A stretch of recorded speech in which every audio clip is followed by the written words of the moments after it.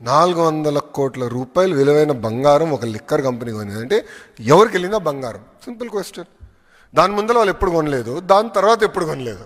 అంటే ఈ 5 సంవత్సరాల ముందర వాళ్ళు ఎప్పుడు బంగారం కొనలేదు, ఈ 5 సంవత్సరాల తర్వాత ఏనాడు బంగారం కొనలే. మళ్ళీ అప్పుడే ఎందుకు కొన్నారు? అది కూడా 400 కోట్ల రూపాయలు విలువైన బంగారం, ఇంతంత కాదు.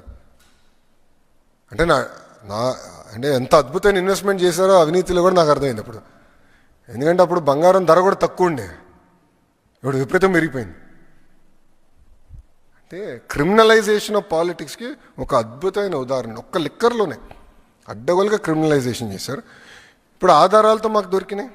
అదాన్ డిస్టిలరీస్కి డబ్బు వెళ్ళింది, అదాన్ డిస్టిలరీస్ నుంచి పిఎల్ఆర్ కన్స్ట్రక్షన్కి డబ్బులు వెళ్ళినాయి వితౌట్ ఎనీ అగ్రిమెంట్. అదే జగన్ గారిది అంటున్నాడు ఆయన, అదే అర్థం చేసుకోవాలి స్వామి మీరు. ఇది ఈ డబ్బులు నాది కాదు జగన్ అని చెప్తున్నాడు ఆయన, అది అర్థం చేసుకోవాలా. అంటే మీరు చూడండి ఎంత అన్యాయమో. చెక్ అండి పిఎల్ఆర్కి వెళ్ళింది, కాదని చెప్పమనండి వాళ్ళు. నేను ఛాలెంజ్ చేస్తున్నా ఈరోజు.